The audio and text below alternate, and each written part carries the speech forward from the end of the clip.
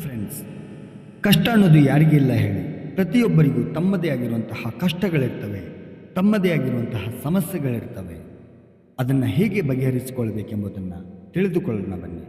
ಅದಕ್ಕಿಂತ ಮುಂಚೆ ಭವಿಷ್ಯ ಜ್ಯೋತಿ ಯೂಟ್ಯೂಬ್ ಚಾನಲ್ಗೆ ನಮಸ್ಕಾರಗಳನ್ನು ಹೇಳ್ತಾ, ಯಾರೆಲ್ಲ ಫಸ್ಟ್ ಟೈಮ್ ನಮ್ಮ ಚಾನಲ್ಗೆ ಬಂದಿದ್ದೀರಾ ಸಬ್ಸ್ಕ್ರೈಬ್ ಮಾಡಿ, ಹಾಗೆ ಸಪೋರ್ಟ್ ಮಾಡಿ, ಹಾಗೆ ಬೆಲ್ ಐಕಾನ್ ಬಟನ್ನ ಪ್ರೆಸ್ ಮಾಡಿ ಎಂದು ಕೇಳುತ್ತಾ, ಜೀವನದಲ್ಲಿ ನಾವು ಅಂದುಕೊಂಡಿದ್ದು ಯಾವುದೂ ಆಗುವುದಿಲ್ಲ. ಕಷ್ಟ ಅಂದು ದೇವರ ಬಳಿ ಹೋಗುತ್ತೇವೆ, ಆದರೆ ಕಷ್ಟ ತೀರುವುದಿಲ್ಲ. ನೀವು ಅಂದುಕೊಂಡಿದ್ದು ಯಾವುದು ಆಗುವುದಿಲ್ಲ.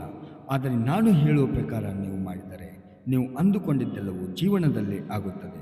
ಒಮ್ಮೆ ಪ್ರಯತ್ನಿಸಿ ನೋಡಿ, ಆಗ ನೀವೇ ಹೇಳ್ತೀರಾ ಅಂದುಕೊಂಡಿದ್ದೆಲ್ಲವೂ ಸಾಧ್ಯ, ಅಸಾಧ್ಯವಾಗೋದು ಯಾವುದೂ ಇಲ್ಲ ಎಂದು. ಜೀವನದಲ್ಲಿ ಕಷ್ಟ ಅಂತ ತಿಳಿದರೆ ಅದು ಕಷ್ಟವೇ.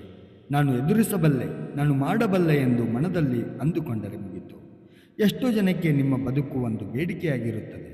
ನಿಮ್ಮ ಹತ್ತಿರ ಎಲ್ಲವೂ ಇದೆ, ಊಟ, ನಿದ್ರೆ, ಕುಟುಂಬ, ಸಂತೋಷ ಎಲ್ಲವೂ ಇದೆ. ನಿಮ್ಮ ಜೀವನದಲ್ಲಿ ದ್ವೇಷ ಮಾಡುವುದನ್ನು ಮೊದಲು ಬಿಡಬೇಕು. ನೀವು ಬೆಳಗ್ಗೆ ಎದ್ದ ತಕ್ಷಣ ಬೇಜಾರದಲ್ಲಿದ್ದರೆ ಅದು ಆ ದಿನವಿಡೀ ಹಾಗೆಯೇ ಅದೇ ಭಾವನೆಯಲ್ಲಿ ಇರ್ತೀರ. ಅದೇ ದಿನ ಬೆಳಗ್ಗೆ ನಗುನಗುತ್ತಾ ಖುಷಿಯಿಂದ ವಿಚಾರಗಳನ್ನು ಮಾಡಿದರೆ ಖುಷಿಯಾಗಿ ಇರ್ತೀರ.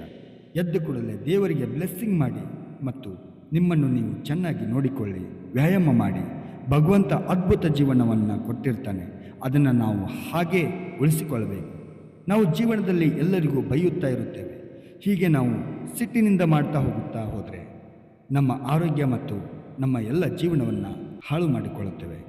ಜೀವನದಲ್ಲಿ ನಡೆದಿರುವಂತಹ ನಿಮ್ಮ ಸಮಸ್ಯೆಗಳನ್ನು ಒಂದು ಹಾಳೆಯಲ್ಲಿ ಬರೆಯಿರಿ. ಹೀಗೆ ಬರೆದು ಭಗವಂತನನ್ನು ನೆನೆಸಿಕೊಳ್ಳಿ. ನಿಮ್ಮ ಕಷ್ಟದ ಸಮಸ್ಯೆಗಳನ್ನು ಬಗೆಹರಿಸುತ್ತಾನೆ, ಎಲ್ಲದಕ್ಕೂ ಒಂದು ದಾರಿಯನ್ನು ತೋರಿಸುತ್ತಾನೆ.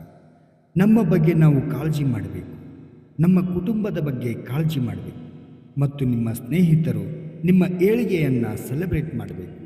ಅಂಥವರ ಗೆಳೆತನ ಮಾಡಿ. ಜೀವನದಲ್ಲಿ ಎಲ್ಲವೂ ಆಗುತ್ತದೆ. ಅಂದುಕೊಂಡಿದ್ದು ಆಗುವುದೆಲ್ಲವೂ ನಿಮ್ಮ ಕೈಯಲ್ಲಿದೆ, ನಿಮ್ಮ ನಡೆನುಡಿಯಲ್ಲಿದೆ. ಧನ್ಯವಾದಗಳು.